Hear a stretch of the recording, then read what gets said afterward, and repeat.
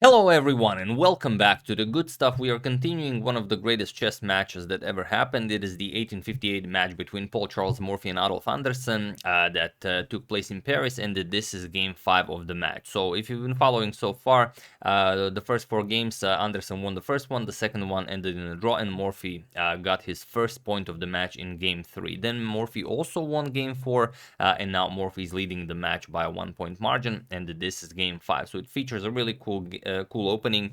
It is the Scandinavian defense, and Anderssen again goes all out. He just attacks Morphy with everything he has. And compared to Anderssen, Morphy really is more of a positional player. And well, one might say that Morphy is the world's first positional player.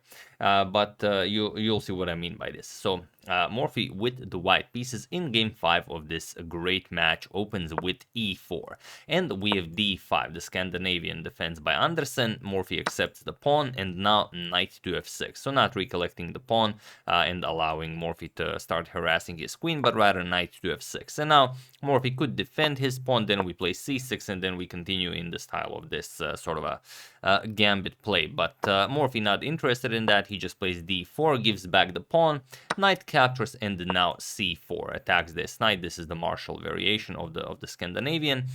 Knight back to f6, and now knight to c3. We have bishop to f5. Anderssen continues developing. We have knight to f3, e6, and now bishop to e3. We have bishop to b4, pinning Morphy's knight here, and now comes queen to b3. You could also go queen to a4 check, kind of claim that the bishop here is undefended, but then knight to c6 nicely defends the bishop and blocks check, so it's not a problem. So queen to b3 by Morphy, attacking the bishop, and it is now as of move 8 that we have a completely new game, as this position has never been reached again. So let's see what happens here. Anderssen accepts this challenge. He grabs the knight with check, b captures on c3, and now Morphy is still attacking the b7 pawn, and it would seem sort of a characteristic for Anderssen to play something like knight b to d7, give up the pawn, then castle, and then just continue, as Morphy's king is still in the center of the board. But it's almost as if losing the last 2 games to Morphy is making Anderssen more cautious. So he plays bishop to e4, now puts pressure on the knight and defends his b7 pawn. Knight to d2, Morphy attacks now the bishop here, and bishop back to c6, and now bishop to d3. The bishops are now developed characteristic of Morphy's style. He often places his bishops on e3 and d3, and he's asking Anderssen, are you maybe interested in a pawn? But grabbing this pawn doesn't do all that much. The black king is still in the center of the board. You can play rook to g1, then the bishop has to move, then you're going to pick up the g7 pawn, and if anyone is attacking here, it's definitely white. So instead, after bishop to d3, knight b to d7 by Anderssen, and now queen back to c2. Anderssen now sees, okay, the queen and bishop are attacking the h7 pawn, so at some point I want to castle, I want to play h6, but now I actually could capture on g2, but I'm not interested in this. I don't want to grab any pawns. I'm the one who wants to attack. So h6, and now Morphy castles. We have castles by Anderssen, and now rook a to e1. So Morphy's pieces are now fully developed. Anderssen has yet to finish his development. So here he plays b6, and one might think that, okay, he just wants to play bishop back to b7, maybe rook c8 and c5, but he's actually planning queen to c8 to b7, and then putting pressure along this long diagonal. So h3 by Morphy, taking away the g4 square from black's pieces, and now queen to c8, preparing queen to b7, but now king to h2. Now Morphy says, I don't care about this, I'm just going to play g4, put my rooks on the g file, and then hopefully advance it all the way to g5, open up the g file, and start an attack on your king. So Anderssen says, all right, maybe this plan isn't as great. I'm just going to play king to h8, and I'm going to try and double rooks on the g file as well. So rook to g1 by Morphy, we have rook to g8 by Anderssen, g4, and now g5. And now it's a really crazy position, both of them kind of opening up their king side completely, and Anderssen figuring, okay, maybe my plan with b6 queen here and here maybe isn't so great, as now all the action will be happening on the king side. But yeah, it's a very interesting position, and there is one thing that Morphy can do to really take advantage of the queen's absence and, well, the queen side rook's absence from the king side. So feel free to pause the video and try and figure out what you would play here while I give you a couple of seconds.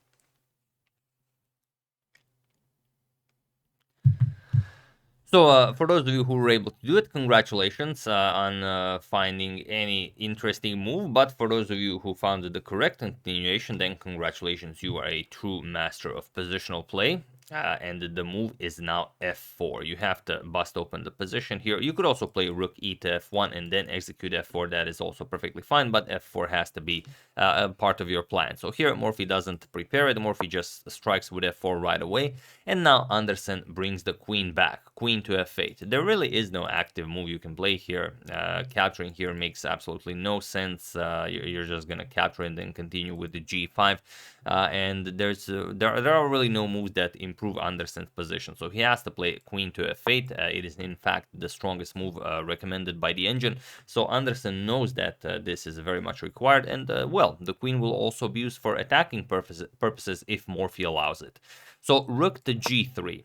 Interestingly, Anderssen has a beautiful light square bishop here controlling this entire diagonal, but Morphy will use the dark squares and he's gonna double up rooks on g1 and g3 that are dark squares, and he doesn't care about Anderssen's light square bishop on c6. So rook to d8 and now knight to f3. Now putting even more pressure on g5, and here Anderssen kind of has to trade this bishop for knight. So bishop captures on f3, rook captures on f3, and now queen to d6, pinning the pawn as the king is now on h2. But now Morphy says you no longer have your light square bishop, so I'm going to shift the king over on a light square. So knight to h5 now, putting more pressure on f4 and trying to give up the piece this way, but capturing right away doesn't really do all that much. If you capture right away, then we're going to capture here with check. We're going to win back the piece, and well, black will have very decent attacking chances here. So instead, after knight h5, Morphy just grabs the pawn on g5. We have h captures on g5, and now Morphy accepts the challenge. Now he plays g captures on h5, and he allows Anderssen to have this, well, sort of an attack, g4. Now you have to capture this. There's no reason to allow this, any, for example, g captures on h3 with a discovery. It's going to be very unpleasant. So here we have h captures on g4 by Morphy, rook captures on g4, and now king to f1. And now we have f5. And here Morphy is up a piece, but Anderssen has... well, he does have compensation if Morphy allows him a move or two. If he plays, not the best. If he allows him to double up on the g file, for example, maybe bring the knight into the game and somehow activate the queen, then Black's position should be very good. But Morphy, of course, not interested in that. He plays queen to f2. And he asks Anderssen, what is your next move? And there really aren't all that many active moves. Anderssen finds seemingly the most active one, and that is knight to e5, attacking the rook and the bishop here. And of course, if you capture the knight, you lose the bishop with check. But Morphy says, not a problem. My light square bishop isn't doing really anything here. You've blocked it. So I really want to be left with my dark square bishop. So here Morphy captures. We have queen captures on d3, delivering a check to the white king. Queen to e2, blocking check, and of course queen e4. Anderssen in no position to trade queens. He has to play for the attack. And now, Morphy still has to be careful here. If he plays a silly move like rook to f1, queen to h1 is checkmate. So you have to be careful. So here we have bishop to f2. Morphy offers a queen trade, and Anderssen, of course, declines. Queen back to c6.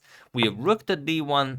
Morphy now trying to trade off as many pieces as possible. Rook captures. We have queen captures. And now Anderssen really wants to keep his queen here, so Morphy can't move his rook.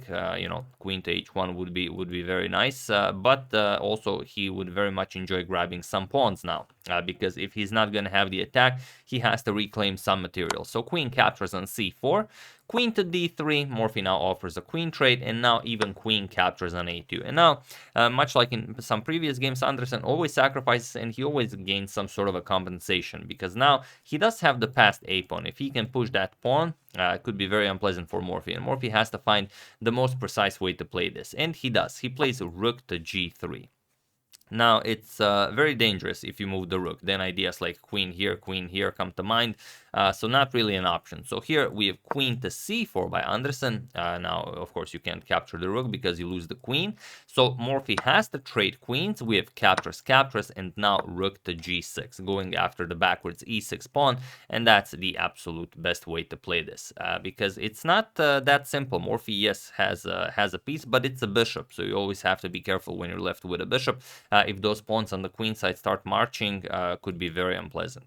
So here, rook to c6, defending the backwards e6 pawn, and now c4. Again, Morphy, very, very precise. It's a very tricky move because this rook can't move anywhere.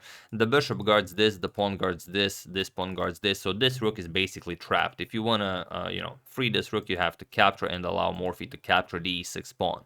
So we have a5, Anderssen starts pushing his pawn, but now king e2. Morphy says, nope, not a problem. I am well within the square of the pawn. If you play here, I'm going to play here. And you can see that the white king is safely in the square of the pawn, so that pawn will not be an issue. So Anderssen, basically without a move, the king has no active moves. You have to capture on c4. There's no other way to play it. Like I said, you could play this, but then king d3. We're going to play a3.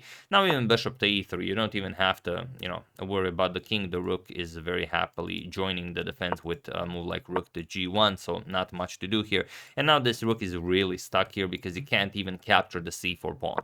So instead, after king to e2, we have rook captures on c4. That's not a c4. Rook captures on c4. We have rook captures on e6, and now comes rook to c2 with check, forcing the king back to keep an eye on the bishop. So king f3, and now Anderssen continues with his plan, a4. He only needs 3 more moves, and that's it. He basically wins the game, but that's 3 moves that Morphy will not allow. So rook to g6, and now okay, you could continue with a3, but white always has rook to g1, and you're guarding a1, so really it's not a problem. So rook to c4 first. If Morphy starts advancing his pass pawn, Anderssen wants to have rook to e4 ready. So here we have rook to g1, and now a3. We have e6 by Morphy, a2 by Anderssen, and now rook to a1. Morphy now has to block the pass pawn, or rather he doesn't, but he just wants to pick it up. He figures that it's worth giving up the e6 pawn for. So rook to e4, Morphy grabs on a2, and Anderssen captures on e6. But now king to f4. Now Morphy will claim this pawn. Morphy will claim this pawn as well. Rook to d6, we have king captures on f5, and now rook to d5 with check. King to g4, and now b5. Now, if you could somehow start pushing these pawns and put the rook behind the pass pawns, then maybe you'd still have a way of playing this, but that's a lot of moves. Rook to a8 by Morphy, king a7, now rook to a7, going after the pawn here. Anderssen defends it with rook to d7, but it's a very passive way of defending. And now Morphy plays bishop to g3, and this is enough to win the game. Because you have to realize one thing, Morphy only has one pawn, and he has a bishop. So if it's the wrong bishop, you do not want to be trading rooks. But here we can check it's the correct bishop, and we are more than happy to trade rooks. If we had a light square bishop, the h8, the queening square, is a dark square, so having a light square bishop would allow Anderssen to draw this. By making sure we have a dark square bishop and that we're able to cover the queening square, we can trade rooks. So here, rook to g7 check, king h4, not much for Anderssen to do here, rook to f7, and now rook captures on c7. Morphy, of course, wants to trade here, and he was in this position on move 54 that Adolf Anderssen resigned the game, and now Morphy, by winning game 5, takes a 2-point lead in this epic match that will surely continue very, very soon. So yeah, like I said, there's nothing for you to do here. You have to trade because, the king is on h7, so the rook can't go anywhere. You would have to trade here, and now it's a completely winning position. Like we said, because our bishop can cover the queening square and also covers the b2 square, so the black pawn will not be able to cross. We're just going to play bishop to e5, b3. Now start bringing our king into the game, and black has no moves. King g8, we're going to play king g6, king f8, we're going to push the pawn here, push the pawn with check, the h8 square not available to the black king. We're going to queen the pawn, and that's it. Easily win the game. So after rook captures on c7, Anderssen resigned, and Morphy is now leading the match by a 2-point margin. So Morphy really took this approach in pretty much all of his matches. So first he loses, then he maybe gets a draw, and then he just starts playing really, really well. But it seems that here Anderssen kind of didn't, fully continue in his own style. When I mentioned in the beginning of the game when he didn't allow Morphy to grab on b7, he could have just developed knight b to d7 and allowed that capture on b7, but he didn't. And it seems like, Anderssen is starting to fully realize how strong Morphy is, and it's also maybe starting to get in his head a little bit. But plenty of more games in this match. We'll see who reaches 7 victories first, so stay tuned. The Morphy saga continues promptly. So yeah, that's the game. Hope you guys enjoyed it. I would like to thank David Kimura, Henry Wilson, Marshall Ferrier, Julian Sean, and Francis Eyre for contribution to my channel. Thank you a lot. I really appreciate it. As usual, you can check 2 of my previous videos here. Thank you all for watching, and I will see you soon, continuing the coverage of the Morphy saga until it ends. So thank you all. I will see you soon, and have an excellent rest of your day.